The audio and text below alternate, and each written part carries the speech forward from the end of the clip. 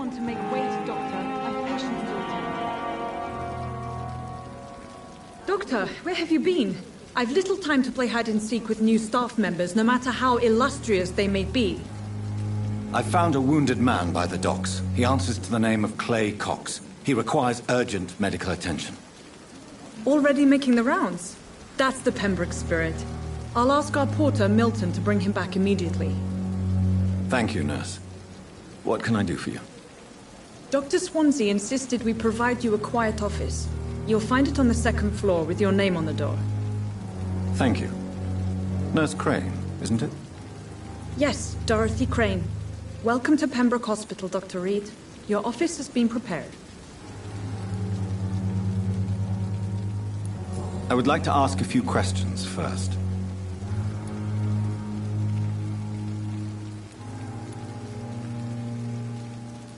And Mr. Hampton, the patient we brought in. How does he fare? I gave him a sedative to help him sleep. Poor thing was in quite a state of shock. What kind of man is Dr. Swansea? Well, you accepted the job from him. I thought you would have known about your employer.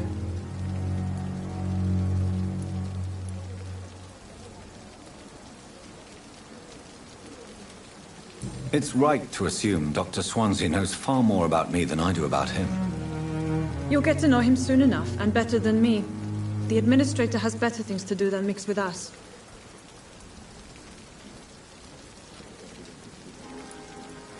Apologies, I've only just met him the once.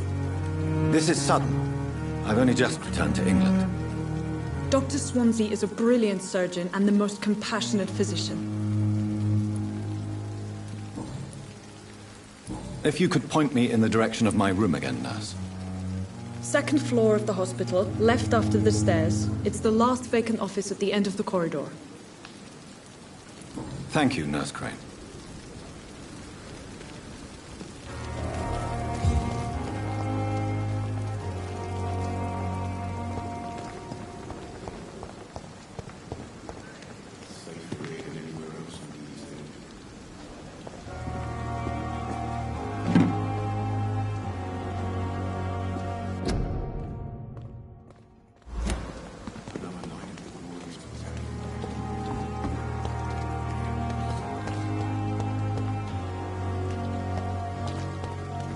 Dr. Swansea is right. This place seems perfect to conduct my research.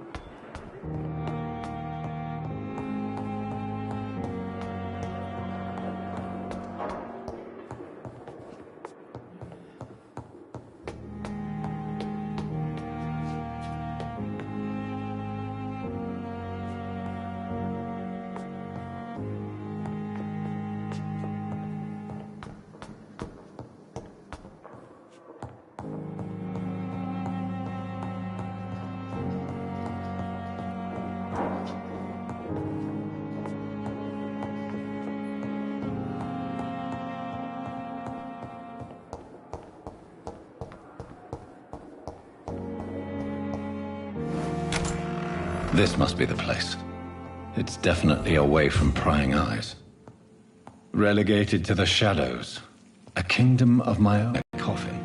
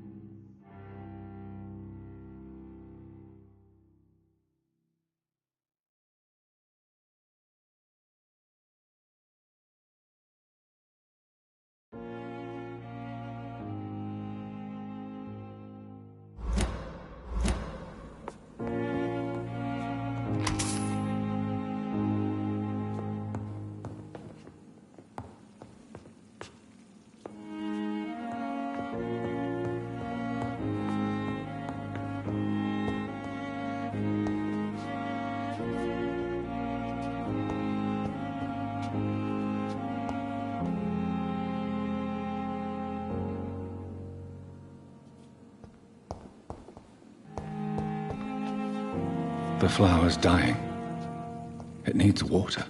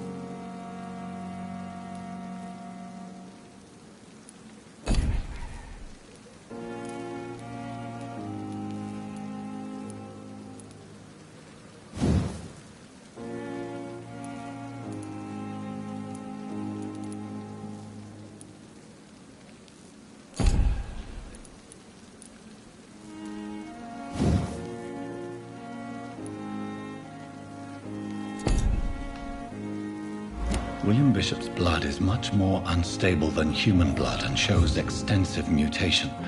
But this is not what happened to me. I must keep on searching. The sun is about to rise. I can feel it. I'll continue tomorrow night. I have so much time now.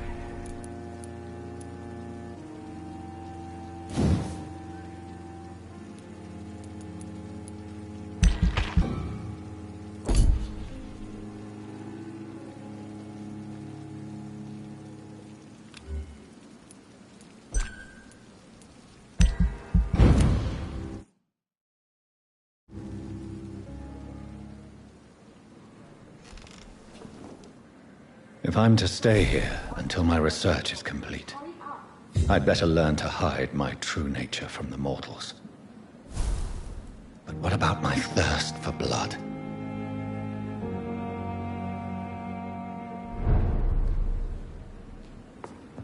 I don't want to make wait, Doctor. I've patients to attend.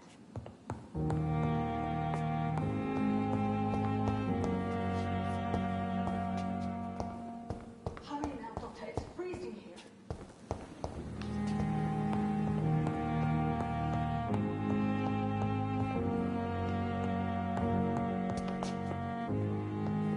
Dr. Swansea asked me to collect you, Dr. Reed. Hurry up!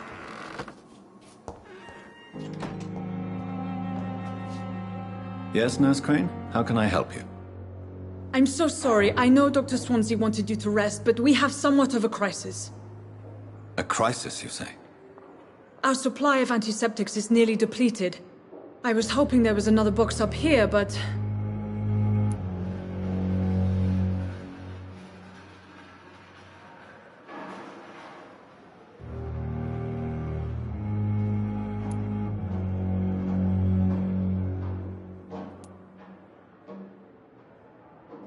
Sorry. There's nothing here. Some of the patients won't last the night without them. Honestly, sir, I'm beside myself. I may have a solution. In France, during the war, drugs shortage was a daily problem, and we had to use our wits to overcome the shortages. However do you mean? If combined correctly, certain household chemical products can be used in a pinch instead. Now, where's the hospital storeroom? The storeroom? Fat chance. This is the Pembroke, and space is luxury we don't have. Everything used to be stored in the old morgue. Perhaps I should look there first. Where is this morgue? It's the large building behind the hospital. You'll need to go in the back door because it's been sealed off for sanitary reasons. Take this key. It opens a small back entrance at the end of a narrow street.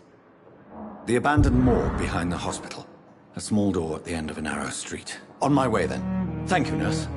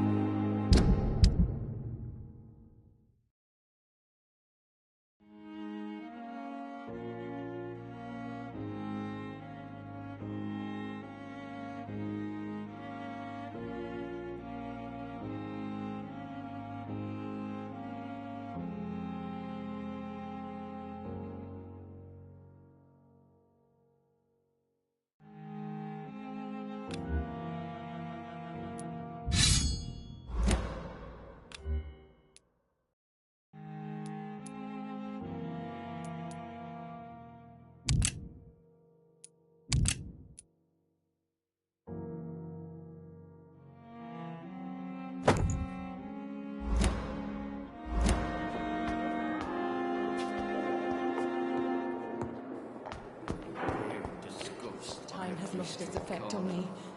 But the suffering continues.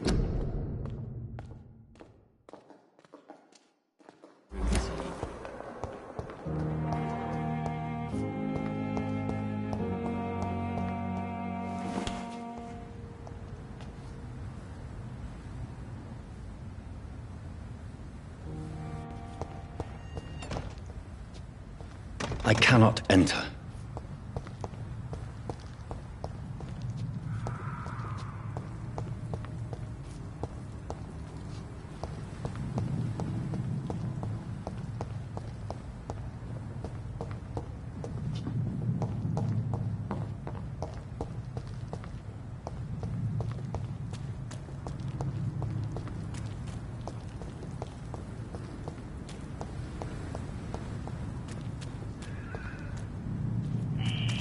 Scowl voices in the garden.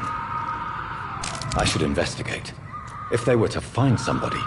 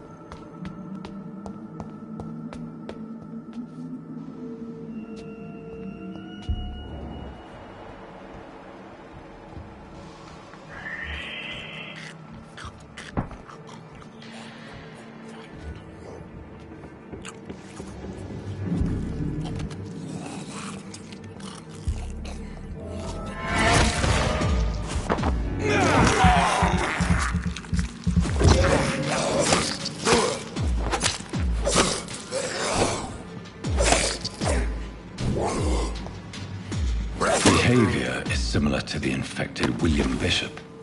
Must be the same strain. This sickness moves faster than influenza.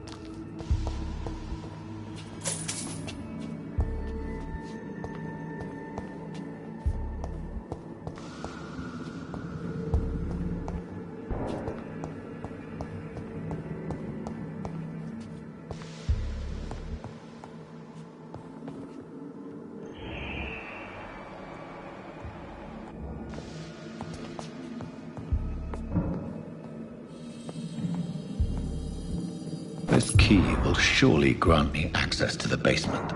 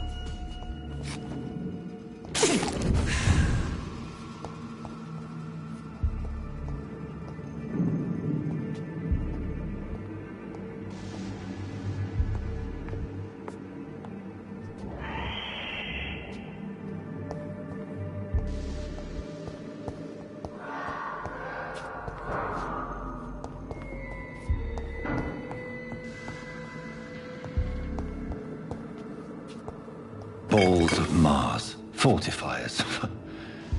As popular as they are ineffective. But they do contain iron tartrate, and that might prove itself useful.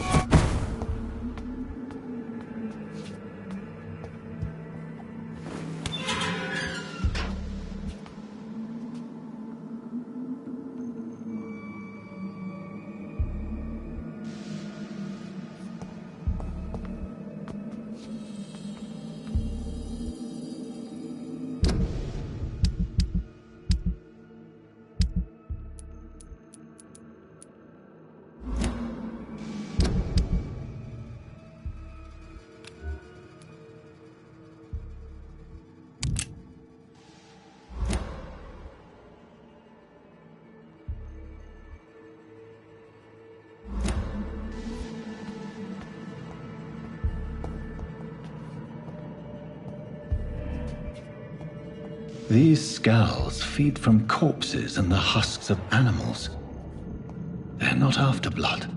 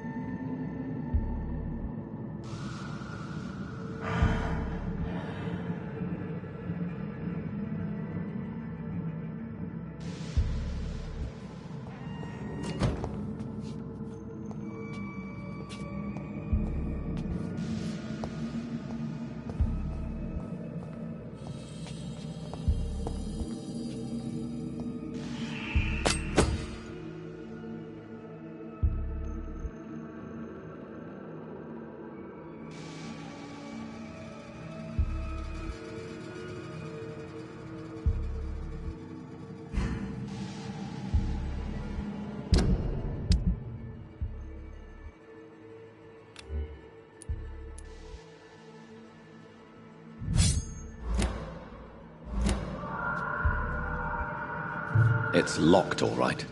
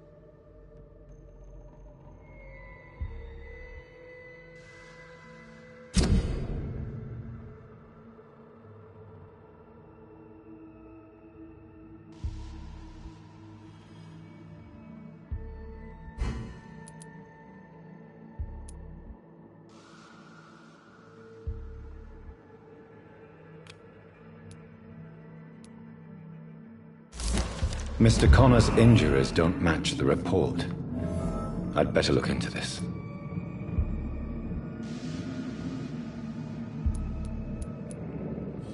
Multiple abrasions and scarring on the arms and legs. Old and distinctive injuries of a sailor or a fisherman. Traces of a pinkish foam at the corner of the lips. Some sort of drug overdose, perhaps? The chest was originally opened to perform the operation. The sutures are clean, but the chest has been reopened. A puncture over the left lung, possibly a chest tube insertion. Not the cleanest work, but I think it was successful. Signs of internal bleeding. So, Dr. Tippett's anesthetics were incorrectly dosed, causing the patient's death. And then he tried to operate on him again. Tippett has made an egregious error. It's time we talked.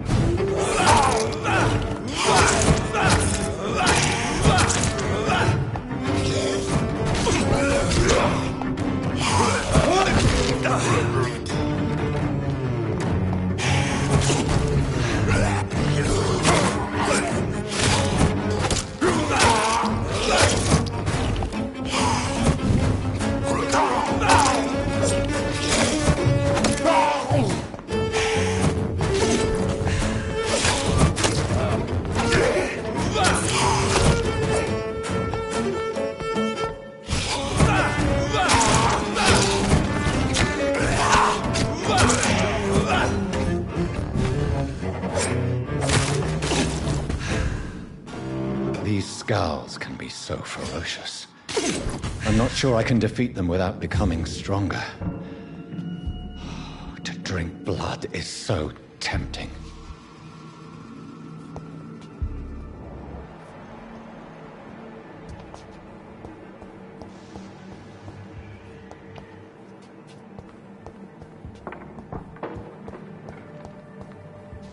Sodium hypochlorite.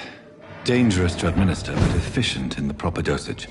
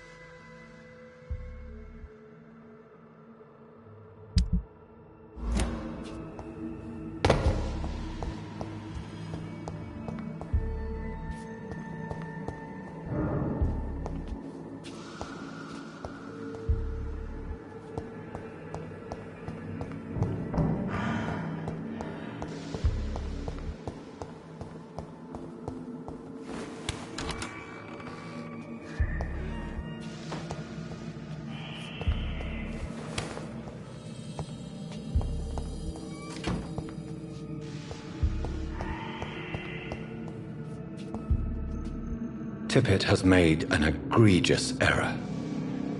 It's time we talked. It's locked.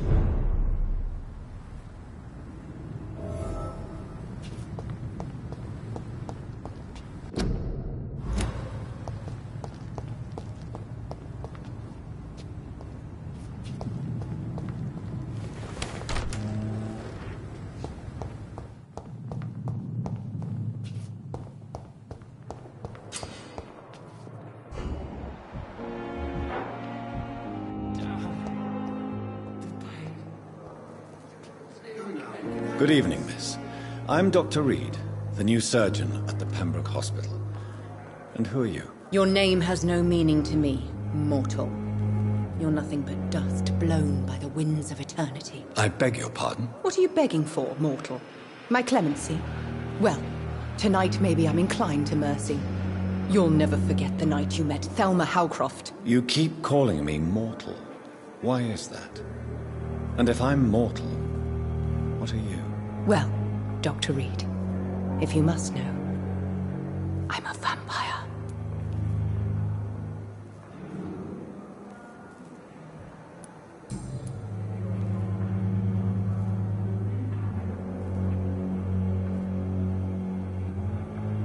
Do you require my services, Miss Howcroft? I have no need for your medicine, Dr. Reed. Blood is the only drug I need.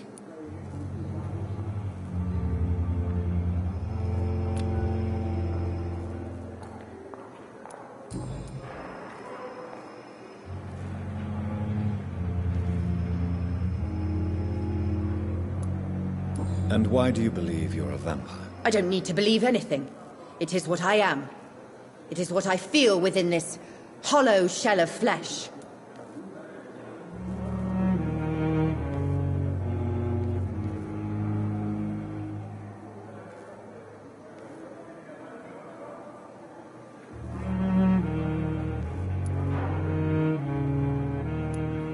I see.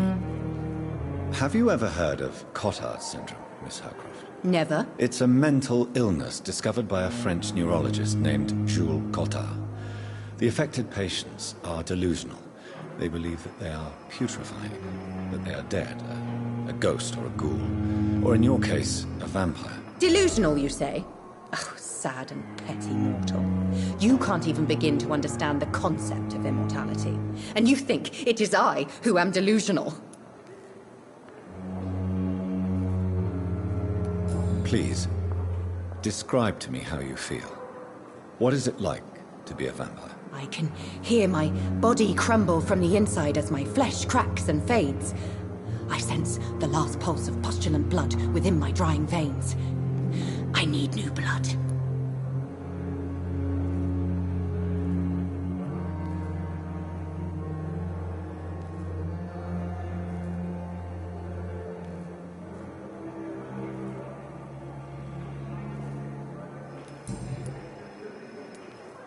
I'm assuming you must be a patient here.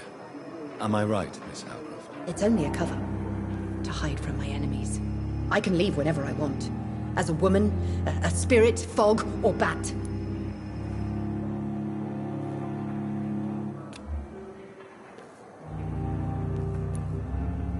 Who are these enemies you mentioned?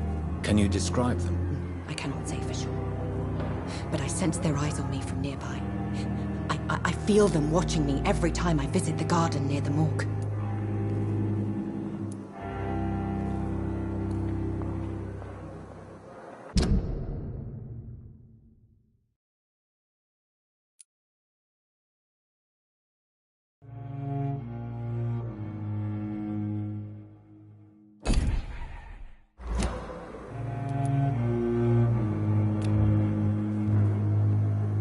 Do you require my services, Miss Howcroft? I have no need for your medicine, Dr. Reed.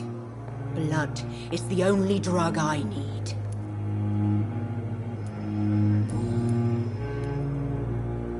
I'm assuming you must be a patient here. Am I right, Miss Howcroft? It's only a cover. To hide from my enemies. I can leave whenever I want. As a woman, a spirit, fog, or bat. The staff here are not your enemy. They're here to help you, to care for you. I'm not speaking of the doctors in white. I'm speaking of the men and women who hunt me. For I am a vampire. I see. Don't worry. These people will not find you here. I'll personally make sure they leave you alone. Thank you, mortal. But do not interfere with them, for you are no match for those that hunt me.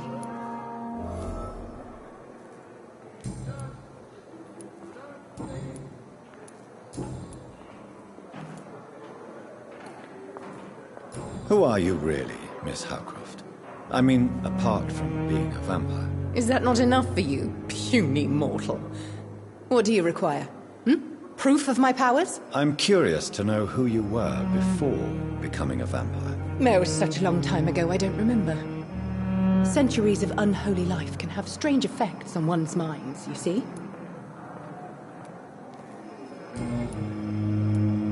I'll leave you, Mistress of the Dark, to your nocturnal activities.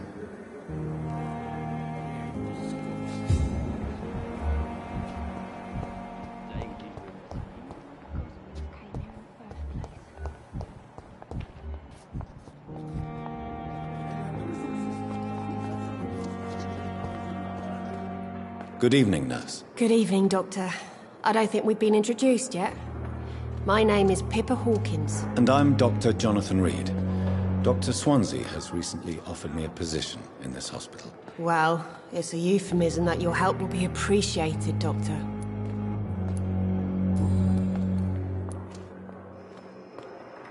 How would you describe the situation at the Pembroke Hospital? It's serious. The flu is wreaking havoc amongst the staff and patients. We are running out of everything.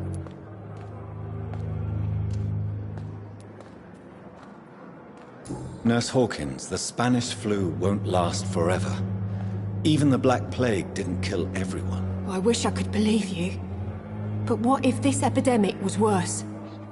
What if in the end, nobody was spared? You must get a hold of yourself, nurse. Sorry. I'm exhausted. No one has any idea when this epidemic will be over.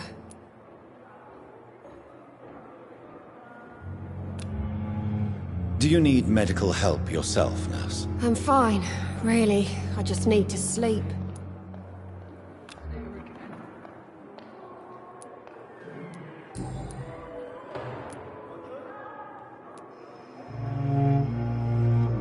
How long have you been a nurse? Well, long enough to see that the epidemic is winning. And no matter how qualified you are, don't tell me you'll change that.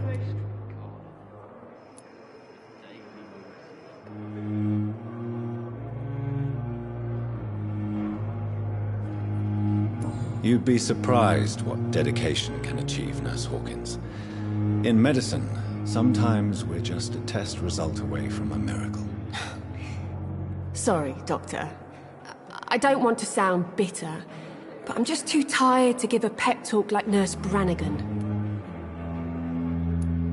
How is the Pembroke staff coping with the epidemic? Well, not well. Milton, the ambulance driver, is even more grumpy than usual, especially concerning doctors.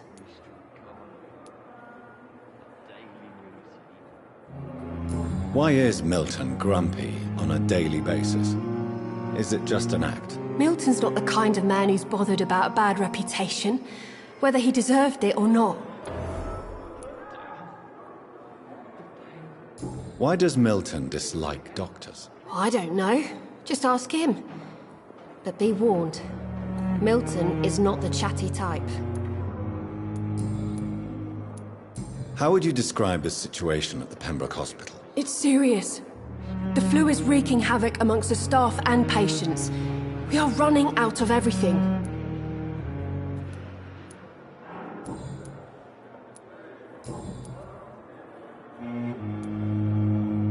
Goodbye, Nurse Hawkins.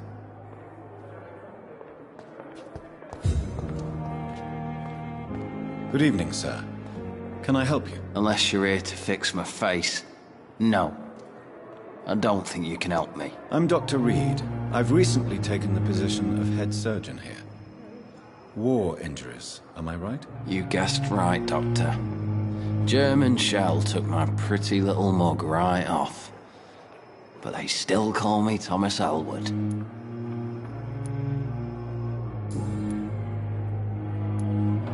How is your stay with us, Mr. Elwood? Oh, it's bliss. I just escaped death in the trenches to be surrounded again by the moans of the dying. Can I ask you precisely why you're a patient here? It's the pain, sir. The drugs don't work. It just hurts under the scars, if you get my drift.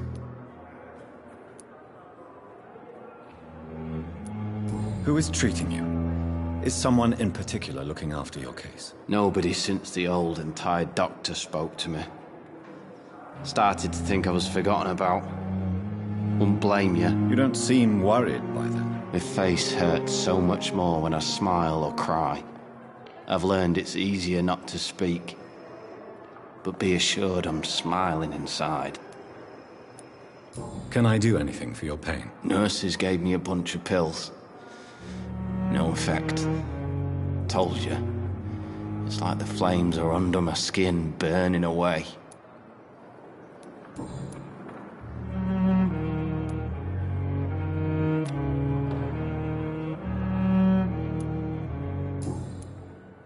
Soldier, do you need assistance? I'm fine. Just do something for this pain, will you? That's all I'm asking.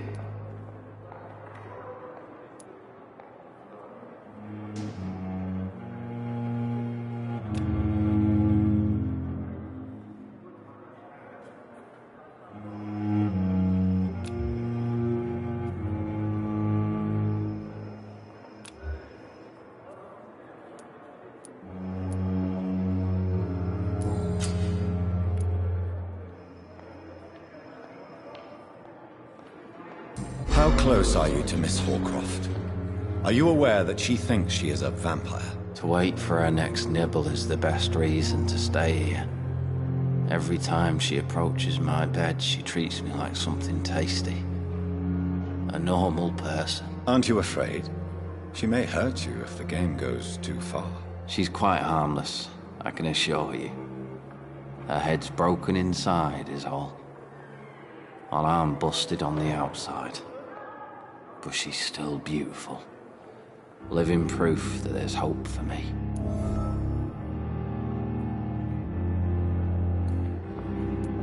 So do you let her bite you? You know that's not sanitary. And why not? She's only supping a few drops of me blood. And the pain, it's real for once. She could decide to bite less willing patients. Then it's another good reason for me to stay here, Doctor. You do realize she's mentally disturbed. It's called the Cotard syndrome. She truly believes she's a vampire. In her madness, she never refers to my scars. And frankly, if I could, I'd join her world. It seems much more fun than the real one. Where were you stationed, sir? Did you serve for long? I really don't want to talk about all this shit. No offense. I was pushing too much. I served in France myself. I just wanted to know what happened to you. You were an officer, weren't you? Then I doubt we fought the same war, sir. No offense.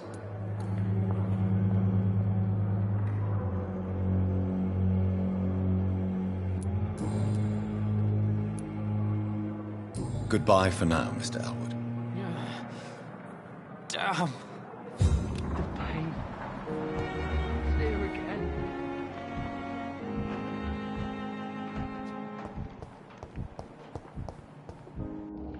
It's locked.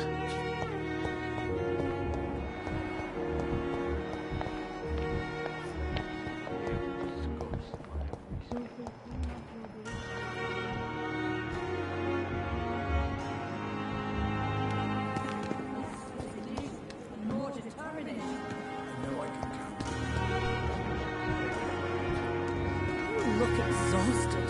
You're pushing yourself too hard. You don't have to bear the burdens of this hospital alone. Good evening, sir. So it is true. The famous Dr. Reed has joined us. I can't think of any better news during these terrible times. Do we know each other? Actually, yes. We met once before, at the Rockefeller University in New York. Dr. Tippett's, yes, I remember. I was assisting Professor Carell in his research about coronary bypasses. He had nothing but praise for you. He was also very confident about your future. And look at you now. Eminent surgeon and blood transfusion specialist.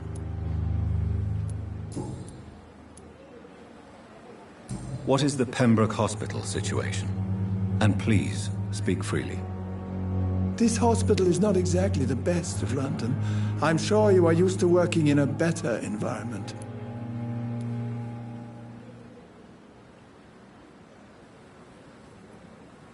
It's more than enough. In any case, the personnel of a hospital are much more important to me than the building. Don't be misled by appearances, Dr. Reed. This hospital does not lack talented people. It just lacks hope. What can you tell me about the staff in the hospital? Some are really good, and others are not so good. But during this troubled period, there is no time for slander. I prefer to focus on the positive character traits.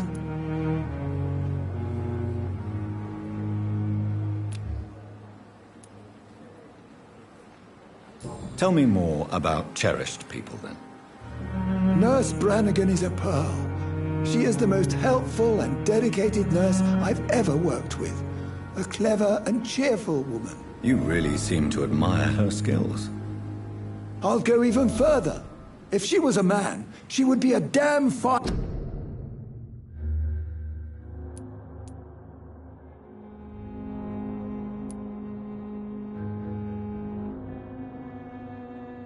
practitioner.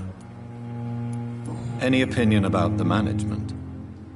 I don't always agree with Dr. Swansea's reserve, but I must admit he does all he can to keep this facility running during this crisis. Ah, yes, the burden of command. I was fed up with this concept while serving as a medical officer. Don't get me wrong. Swansea's a good administrator. I just wish he would get out of his office now and again.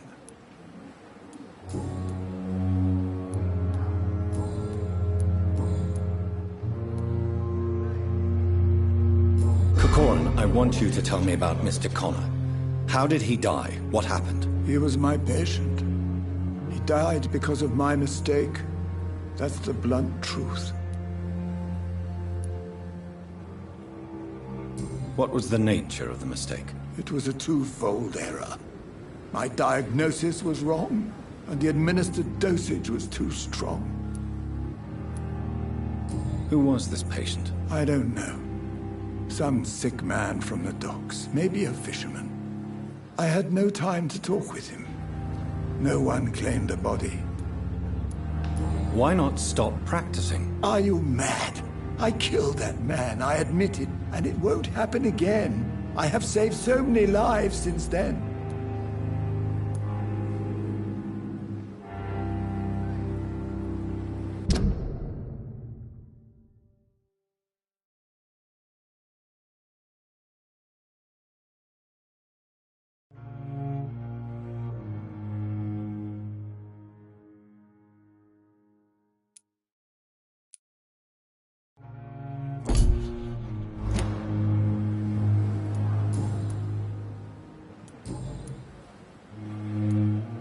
Goodbye, Dr. Tippett.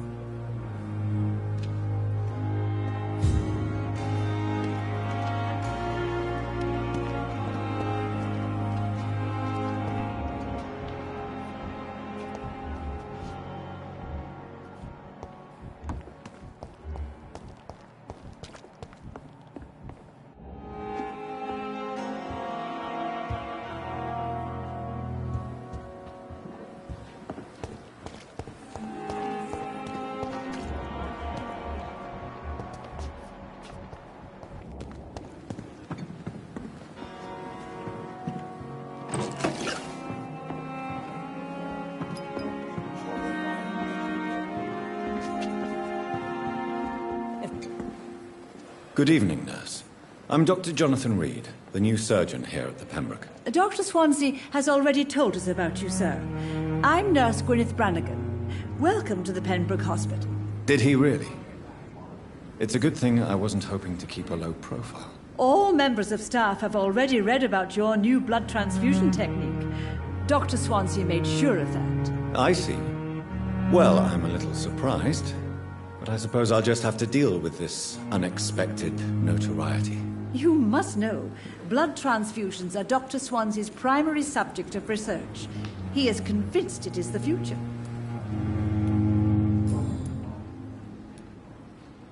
How are things here? Not good, to say the least. We're struggling against an invisible enemy, more lethal than any bullet from a gun. It's hard, Doctor. An invisible enemy? Quite a poetic term for a disease, especially from a nurse. Sorry, Doctor. These last few weeks have been exhausting. We could all do with a good night's sleep. Do you think this hospital can survive the epidemic? We are all volunteers here, and we're trying to hold fast, but how do we beat an invisible killer? Some nurses have already resigned.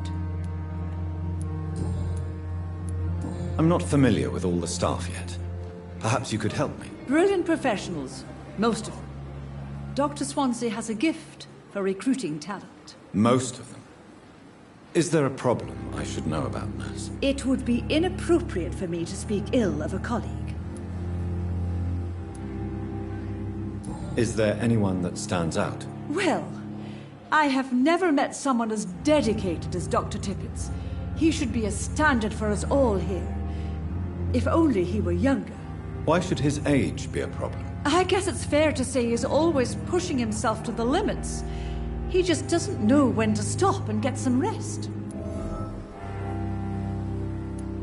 Nurse Brannigan, if you do know something, please tell me.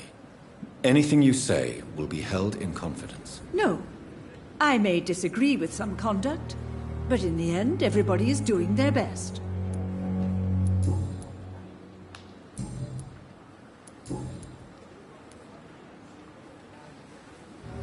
Why does Dr. Tippett's claim you're the main reason he keeps working, despite his fatigue? If it wasn't for him, I probably would have left the Pembroke years ago.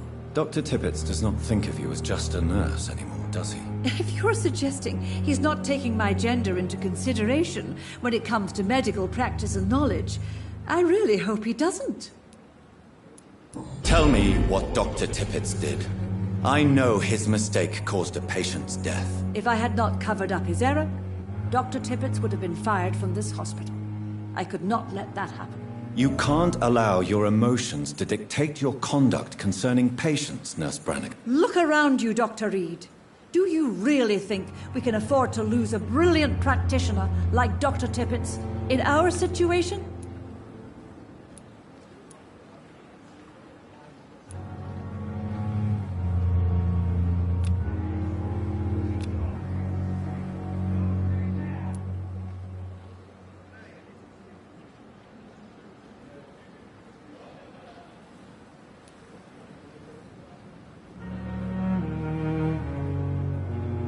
I can't say I approve of what you did. But as a field surgeon, I know that some situations require you to bend the rules. I'm not proud of what I've done, but to contain the epidemic must be our priority, so we can't afford to lose Dr. Tippett.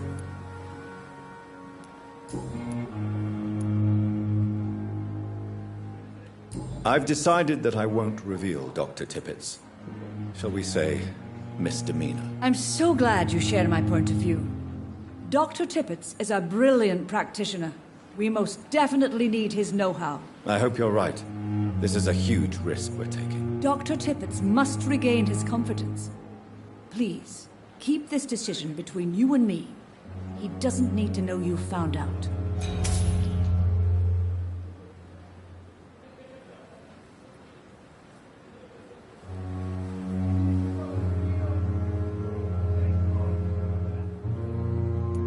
Goodbye, nurse.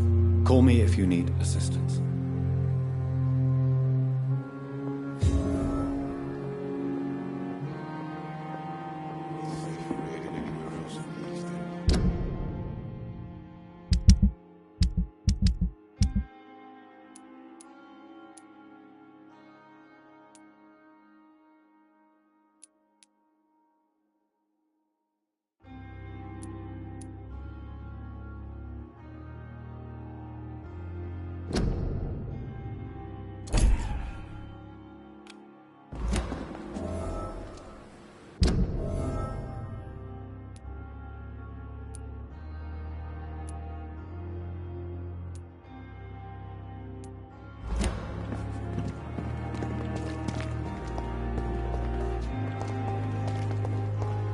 When I get back, I'll have a word with Tom.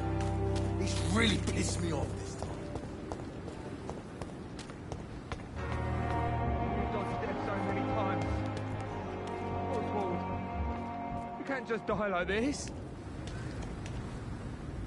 Please, sir. I need help bad. What's going on? I'm Blight, sir. Newton Blight. I've lost my mate.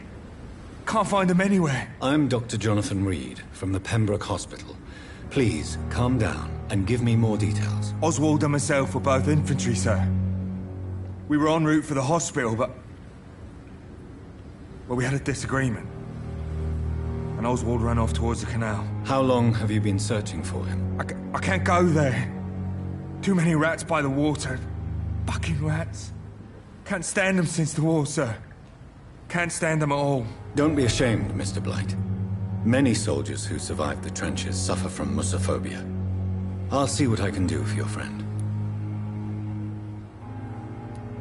What can you tell me about yourself? I'm Oswald's best friend.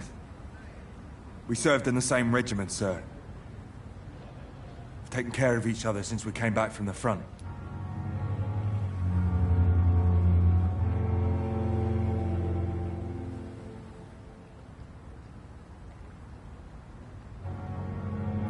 What can you tell me about your friend? His name is Oswald Thatcher. We survived the war together. Oswald is... nervous and quite fragile since we came back from the war.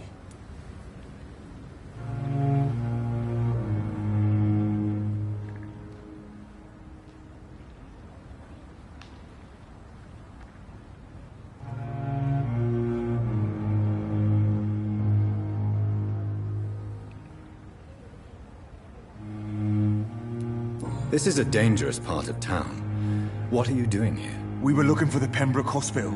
We both need help. Treatment, I mean. To get some sleep. Just need to feel better, sir.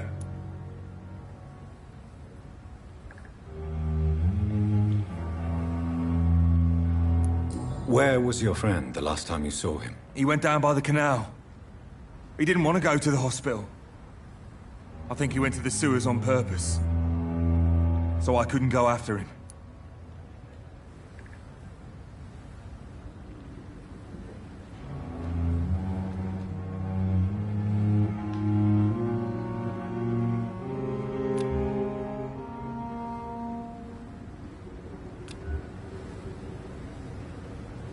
I have all the information I need for now. If I find anything out about your friend, I'll let you know as soon as I can. Thank you, Dr. Reed.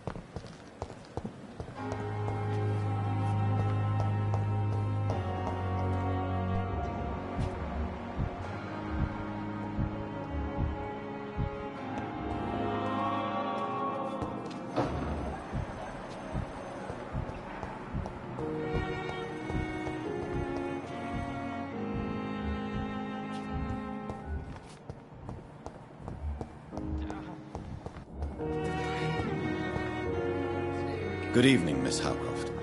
How are you tonight? I need blood, Doctor. Warm, rich, vibrant blood.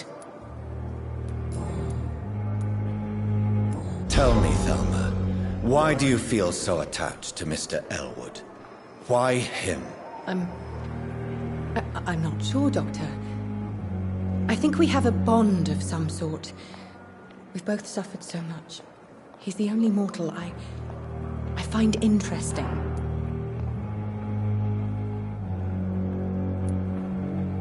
Do you plan to make him a vampire too? Of course not.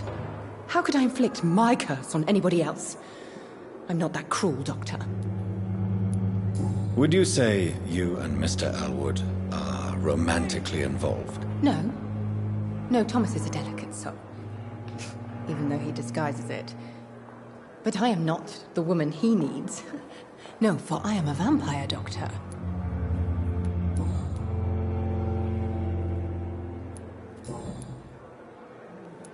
I'll leave you, Mistress of the Dark, to your nocturnal activities.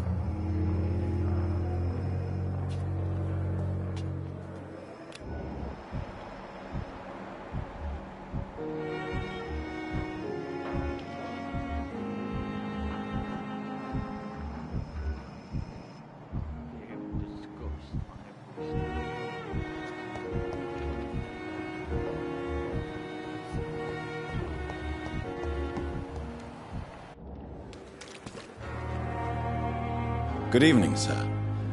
I'm Dr. Jonathan Reed. I'm new here. I've already heard about you, Dr. Reed. I'm Milton Hooks, the ambulance driver for this shithole of a hospital. That's quite a blunt introduction, Mr. Hooks. You can call me Milton. I like to speak my mind, Dr. Reed. Perk of the job. Don't judge me, and I won't judge you. I'm not sure I understand what you're talking about. Well, I'm no doctor, but I'm pretty sure a gun can't be used as a surgical instrument. You have a keen eye. I learned to shoot during the war, and have carried one ever since. Old habits die hard. No need to explain, Dr. Reed. And if you ever need a better gun, remember, I may have something for you.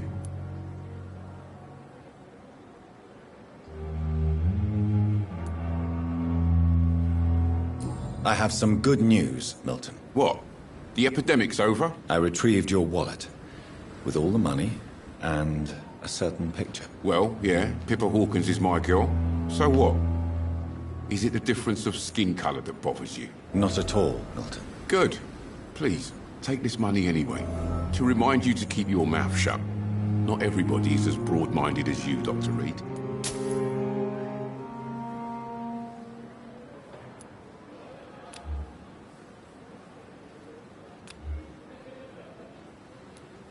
I'd like to see your goods. Wise choice, Dr. Reed. A reliable gun is what everybody needs these days.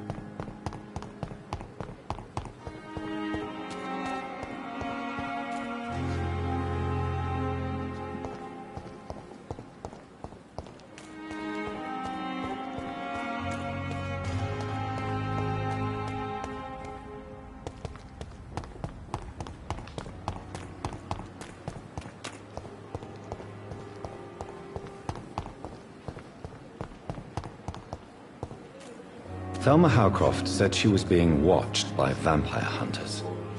Where are they hiding? I should investigate.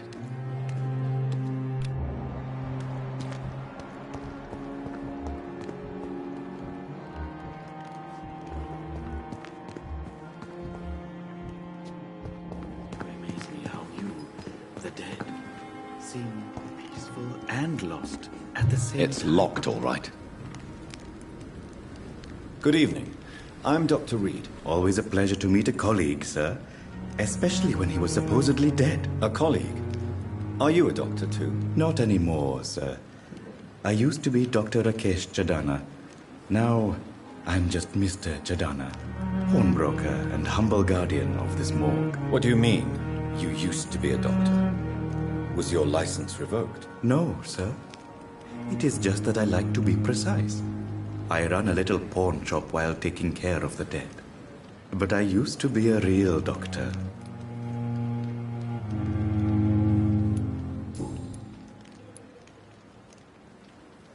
Are you afraid or uneasy being surrounded by so many corpses? Why should I? These bodies are empty vessels. Flesh left to decay. Poof! No soul anymore. All gone.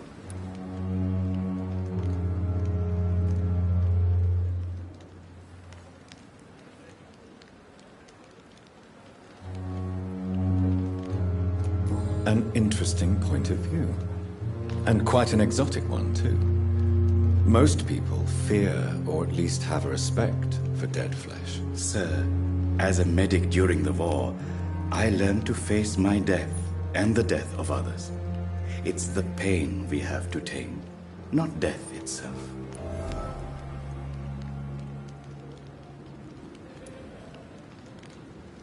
How did you get this job? After I left the army, I worked as an undertaker down by the docks. A dangerous place with many an unpleasant business there. Milton Hooks helped me get a job here.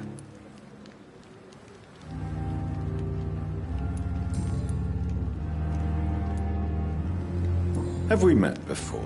I don't think so, sir. Why? When we first talked, you said you were glad to meet me since I was reported dead. Funny story, sir. Your sister came here a few nights ago. You were missing, and she was looking for your body. She must be very relieved now.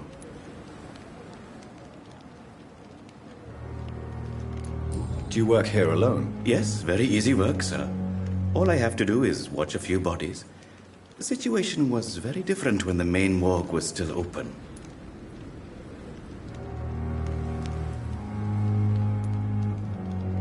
Why do you have to watch these bodies? Because these poor fellows have no names. We keep them in case someone comes looking for the missing. Sadly, very rarely happens.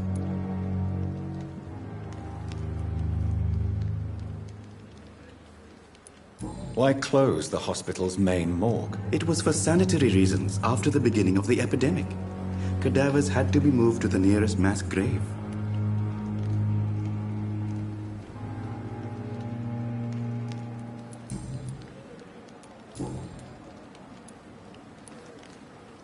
Please show me what you have to sell. Of course. It's just trinkets and curios, really. But I'm sure they can be useful.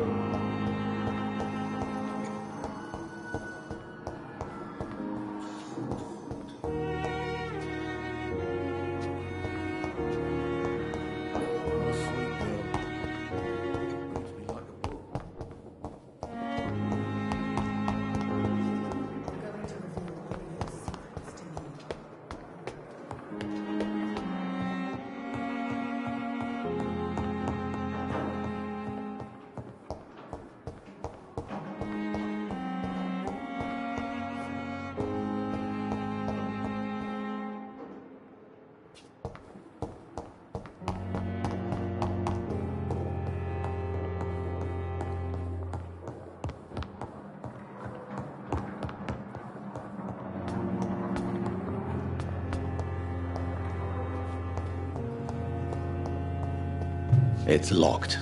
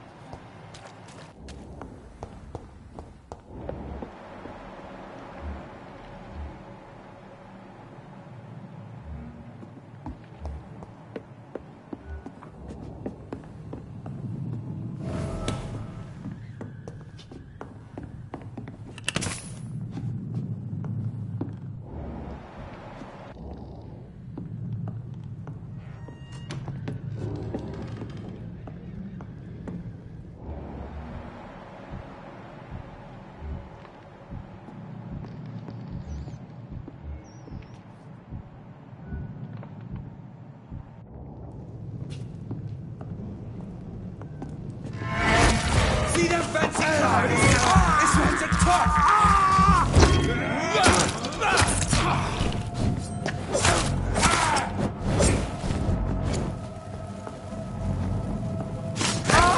He's dead!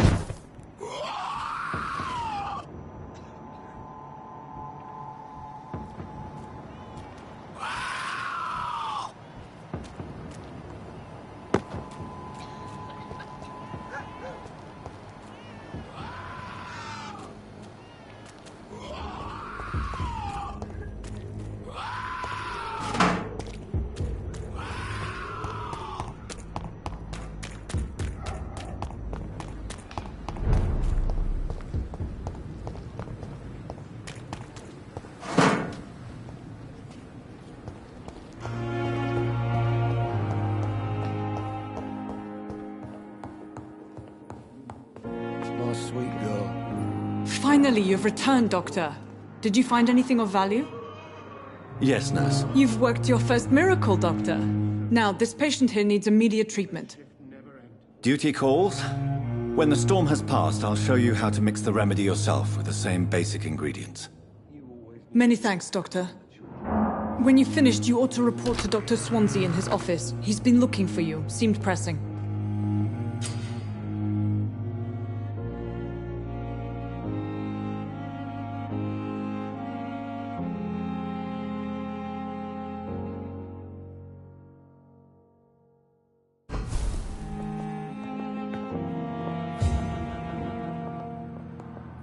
Good evening, sir. Doctor.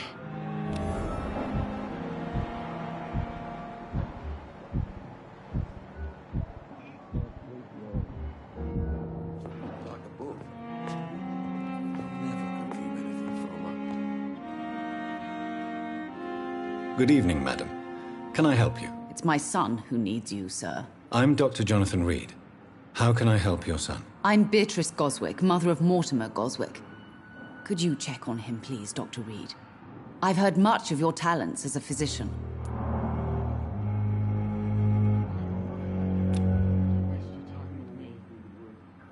Goodbye, Mrs. Goswick. As for me...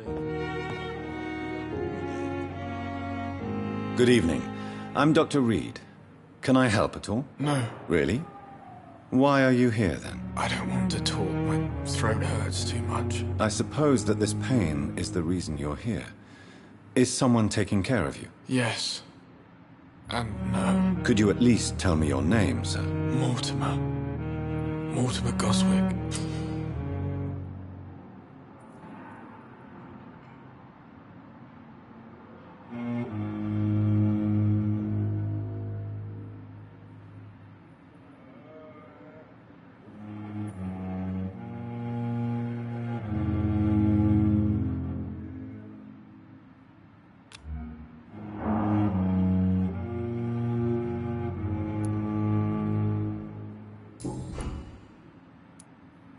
How painful is your throat, Mr. Goswick? So painful I'd rather not talk at all, Doctor.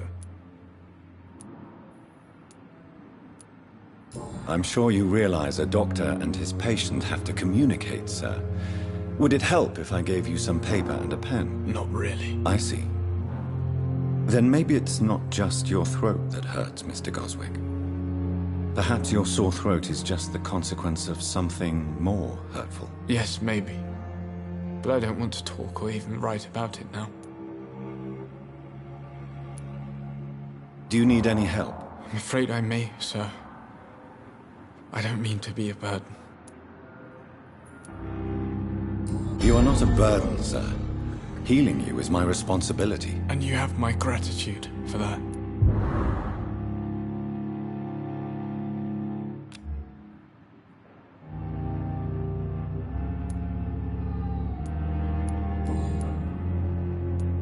Tell me about yourself, Mr. Goswick. I don't want to talk, Doctor.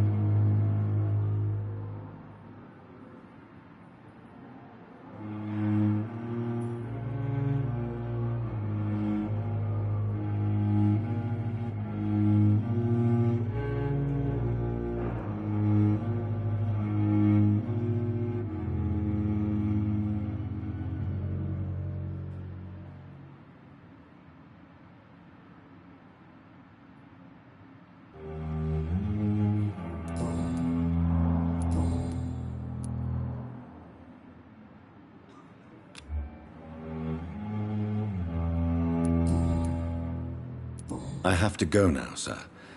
But don't hesitate to contact me if you need any help. I'm all right. Don't waste your time with me. You always knew the words to calm the children, Ellen. As for me, what a blundering idiot.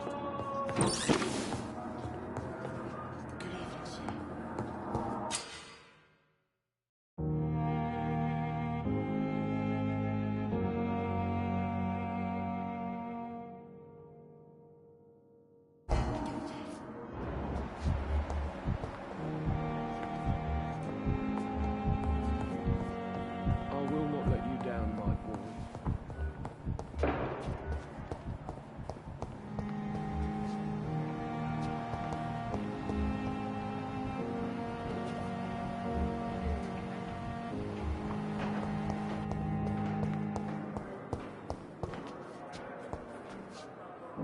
Good evening, Mr. Elwood. Evening, Dr. Reed.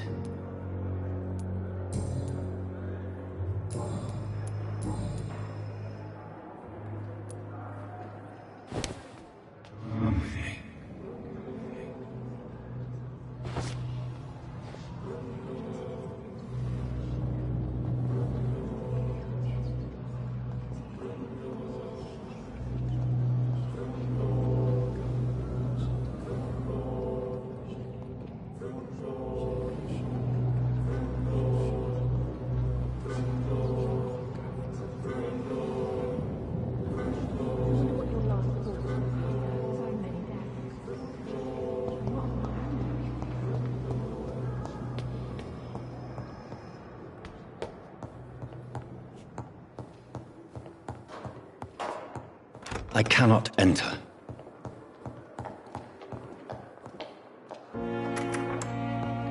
Please, Jonathan, come in. Fascinating, is it not? In the last decade, so many mysteries have been brought to light with our microscopes.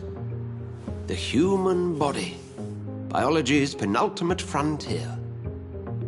The more we explore its boundaries, the less we're able to trace a clear line between life and death. You, my friend, have a foot in both countries. The view must be vertiginous. It's at least as vertiginous as chatting about vampires with you, I would say. This must be all so new to you. This area of town, the hospital, a brand new life. How stimulating it must be. I wish I could share your enthusiasm, Dr. Swansea, but my condition defies scientific categorization. Undead? Unalive? Immortality defies logic. I cannot express my thrill at this serendipitous turn of events. The world's most eminent specialist in blood transfusions, a vampire. One might say a gift from heaven.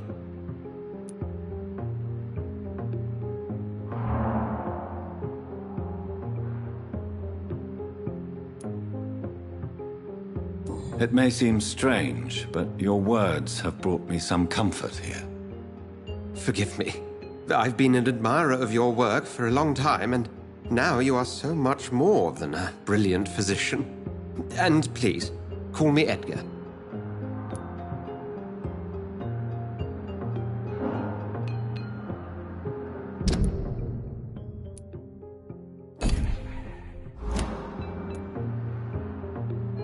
There is no need to apologize, Edgar. You offered me sanctuary when I had none. Very well. I have a task for you, Jonathan. Something that will require all your newfound skills. Please, go on. The Pembroke only survives through the generosity of our benefactors. Unfortunately, our main donor has found herself in a bit of a bind. Now, if you could help her out... A spokesman or politician is what you need. That's not my calling. And until I come to understand what has happened to me, I require discretion. Discretion is in order, Jonathan. Lady Ashbury has recently received rather indelicate correspondence that, if revealed, would jeopardize her position. And you would like me to eradicate this threat?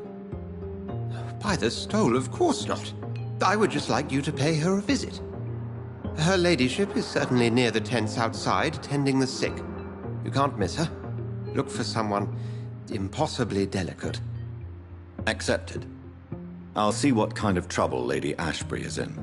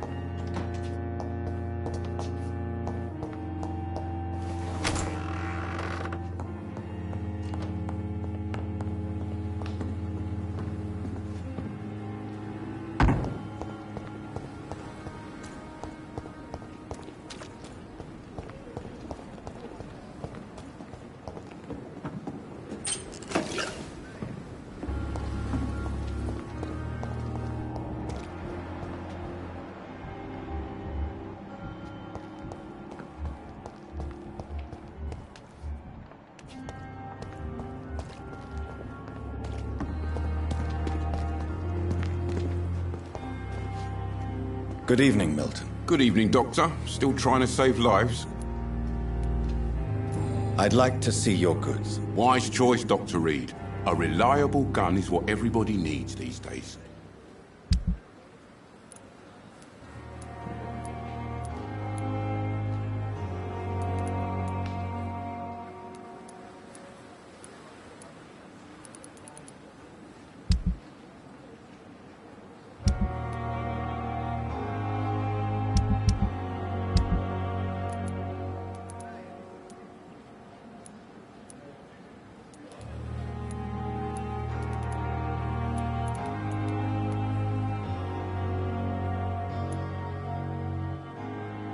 If only I were young again. Just a dozen.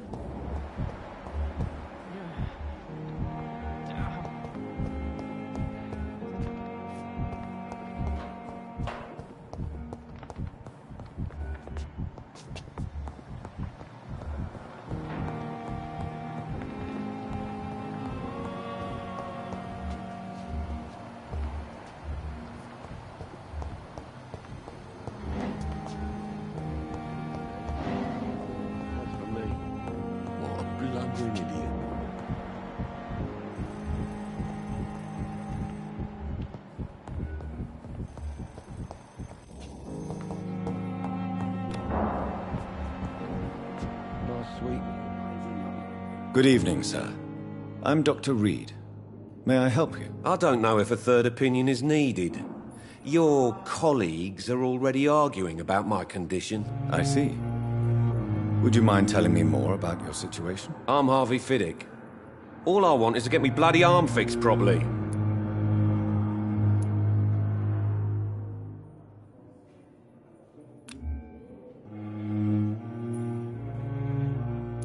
Have you heard talk of any blackmail here at the hospital? No, nothing.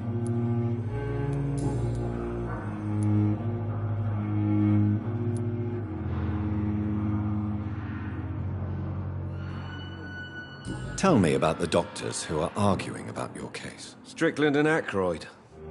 They both want the best for me, but there's a lot of pride there. Doctors are no different from carpenters, it seems. What do you mean? I often had professional arguments with rivals on a building site. Difference is, I disagreed about wooden nails, not flesh and bones. Are you satisfied with your treatment here? Well, it's clear that I've chosen a bad time to be injured. Forgive my bluntness, but you seem overwhelmed by cases of the flu. I won't lie to you about it. I'm afraid we are. Are you sure you don't want to operate yourself, Dr. Reed? I have the feeling you're very capable. And your colleagues seem to think so too. In other circumstances, you would be right.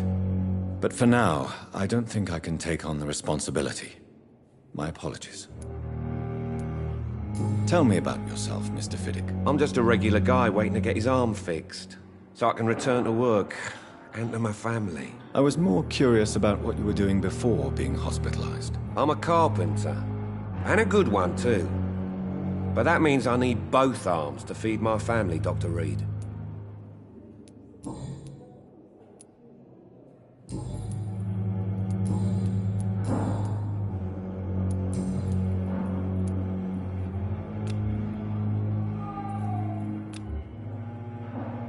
Goodbye for now, Mr. Fiddick. I'll see you later. My sweet girl. When did you write the book?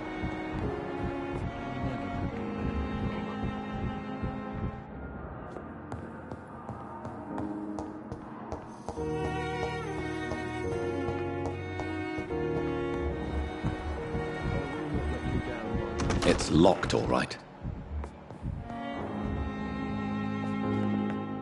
Good evening, Mr. Goswick. How are you? I'm okay.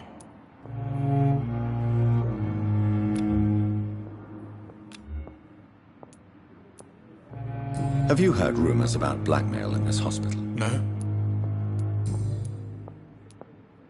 How painful is your throat, Mr. Goswick? So painful I'd rather not talk at all, Doctor. I'll let you get some rest, then.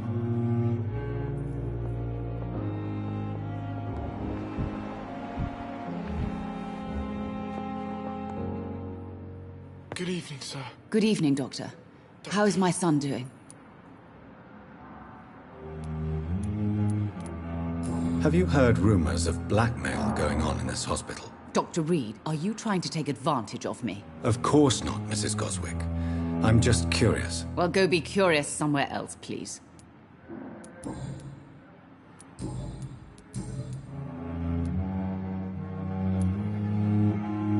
What do you think of your reception here? Any complaints? I have had the uttermost reservations about this hospital since we arrived. But we had no other choice, considering the state of emergency. Is there something in particular that's bothering you? Some of the staff were not especially welcoming. I suspect they're not accustomed to dealing with patients of such social standing. What can you tell me about yourself, Mrs. Goswick? Not much to say. Just take care of my Mortimer and I'll cover all the expenses. That's all that matters.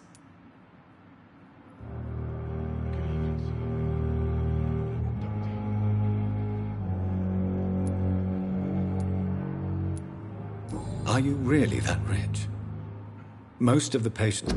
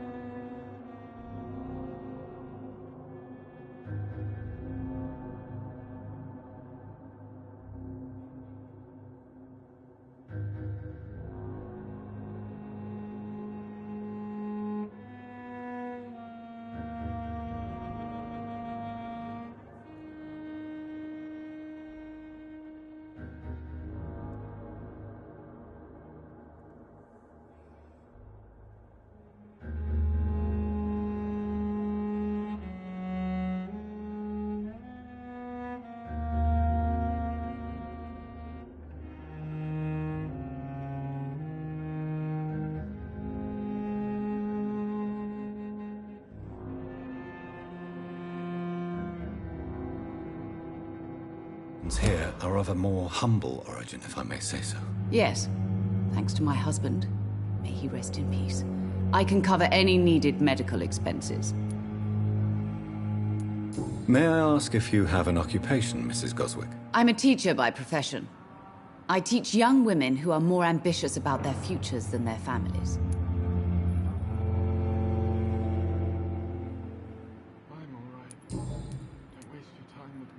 Tell me more about your arrival at the Pembroke Hospital. What gave you such a bad first impression? The ambulance driver was quite rude, for a start. And that nurse, Miss Hawkins, seems to have quite a dubious attitude. What do you mean? She managed to secure a bed for my son despite the epidemic. It was a relief, but it wasn't cheap.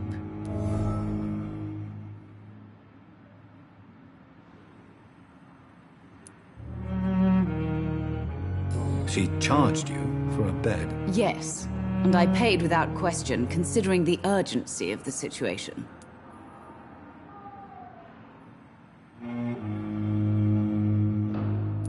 I share your concern, Mrs. Goswick.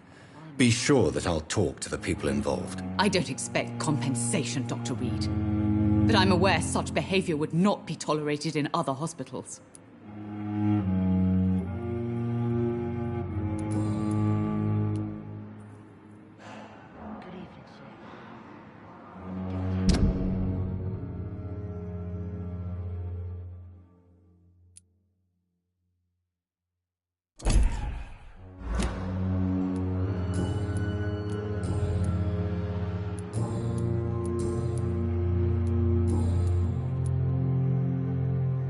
Goodbye, Mrs. Goswick.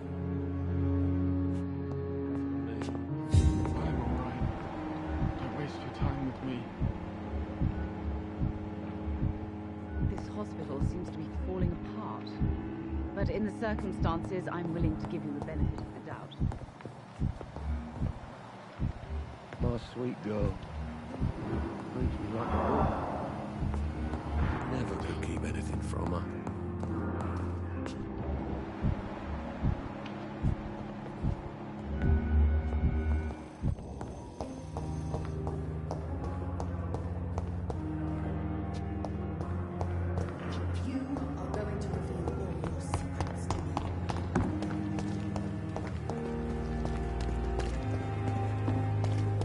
And I thought last summer's epidemic was difficult. flu took my dear wife, Emily. I take comfort knowing we'll soon be together again. Mr. Rainfield, that's no way to talk. You're in good hands here, and we'll be up again soon enough.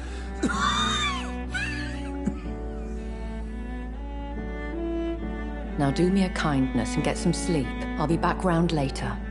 Your words are kind, the blessings of an angel. You're the sweet, sweet Lady of Mercy.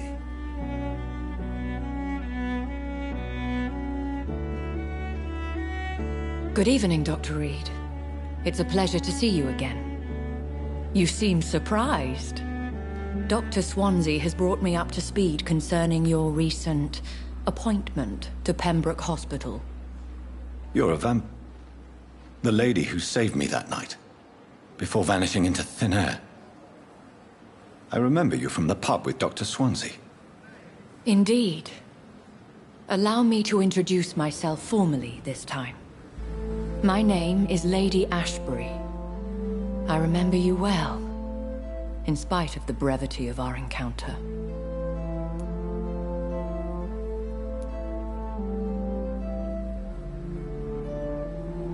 Apologies. You've taken me by surprise. I'm very happy to see you. The pleasure is mine, Doctor. I hope you're more disposed to answer my questions now. You must have countless questions, but our rather urgent matter first. Swansea has explained. My cover, if you prefer, has been compromised.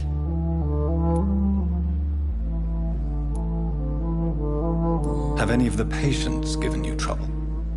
These poor souls have so little left to live for. I do my best to ease their pain.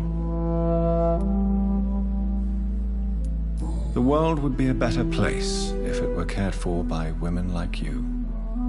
You make me blush. I am simply a necessary evil.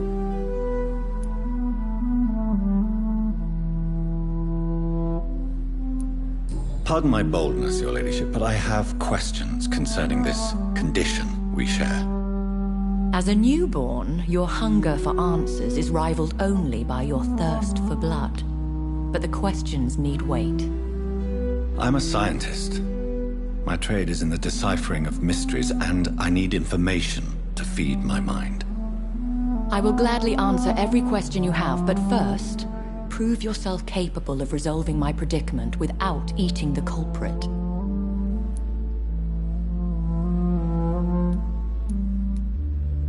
Dr. Swansea has commissioned me to be your agent in this matter. You could start by explaining what's amiss. These past insufferable weeks, I've been the victim of extortion. I've made a first payment, but the blackmailer grows greedy. I must refuse his most recent demands.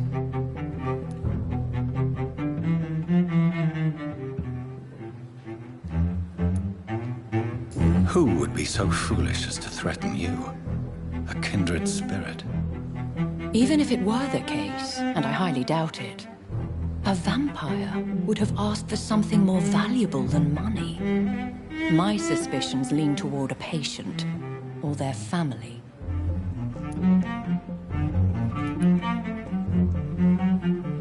What are your expectations? Please be precise. As the newly appointed surgeon of this hospital, you are in an excellent position to ask innocent questions and deftly learn the identity of my blackmailer.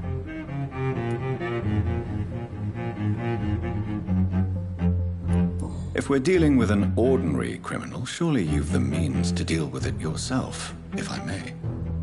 As immortal tradition doth dictate, all fangs and hypnotic eyes ablaze, the blood would run like a river. That's what I hope to avoid. Violence has a tendency to spiral out of control. Please continue. Every detail is essential. I'm your man. My embarrassment in this matter is eclipsed only by my shame at having put the hospital at risk. The threat from our anonymous scoundrel is clear. A list of dates. My visits coinciding with the dates of suspicious patient deaths due to massive blood loss.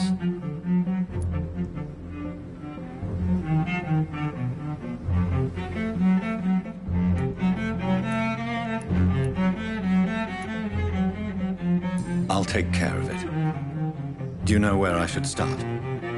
If that was the case, I'd settle the matter myself. You could talk to our local gossip, Harriet Jones. Not a pin drops here without her hearing about it. I'll meet that woman now. My life, as others know, is in your hands, Dr. Reed. I'm sure of your discretion, but I do fear your powers of persuasion will be put to the test. When this is resolved, I'll be your obligé. I'll answer all questions in regards of your condition.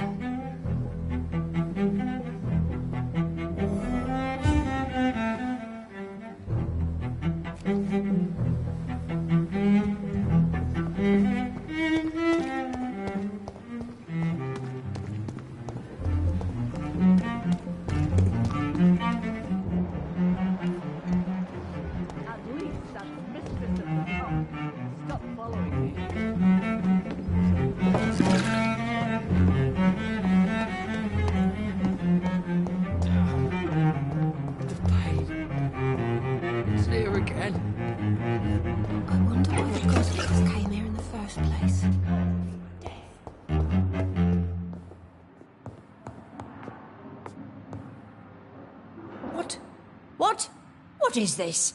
Who are you? Get out of my room. There's no need for alarm, madam. I'm Dr. Reed, the new surgeon. Preposterous. Dr. Reed, you say? I don't want some bumbling intern. Where's Dr. Swansea?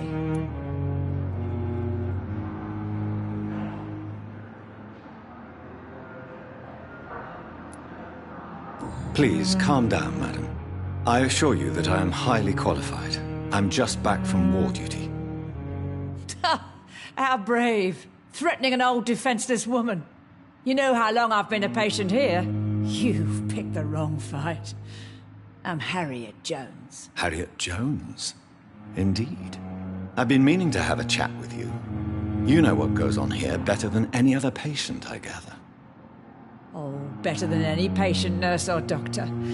I've seen so many vile undertakings. I heard there have been some despicable goings-on. Was there a case of blackmail? Blackmail? Wait. You're investigating something. This isn't a social call. One of those incompetent cunts slit a poor sod's vein.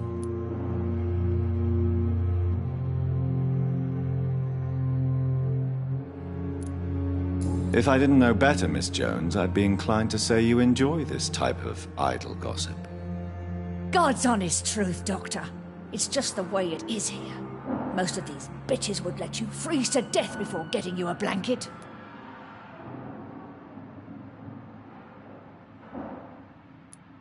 You seem to know more about the goings-on here than anyone else.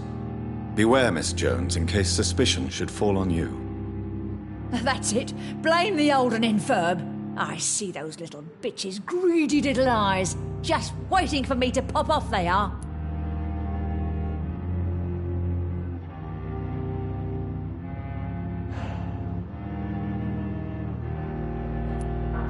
I assure you, madam, this is not an investigation into a possible medical error. Debauchery, then?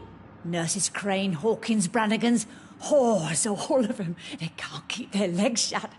I've seen them scratching slutty sores. Really? Well, if you have irrefutable proof, I'll not have the staff behaving in such a manner here. This is your business, Doctor, not mine.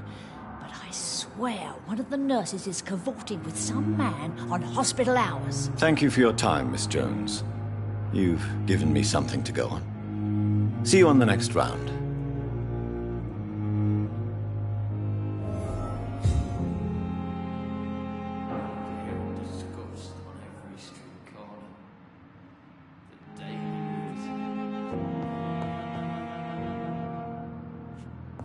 The patients and staff might know something. I'll start my investigation with them. So many deaths. A lot of my own life.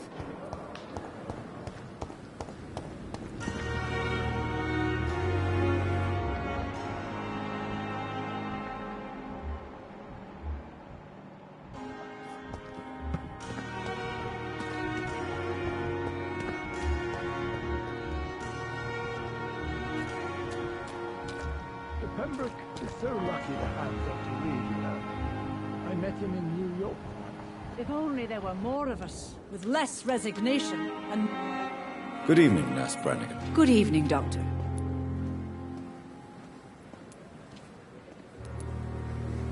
Do you know if any of the hospital staff have criminal backgrounds? The people who work here all come from very different backgrounds, Doctor. Just like the patients.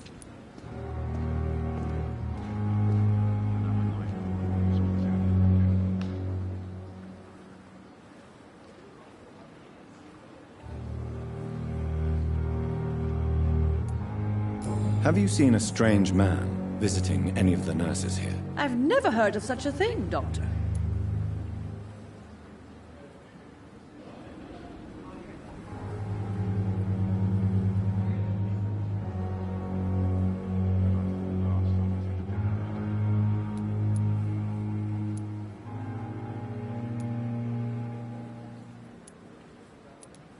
Goodbye, nurse.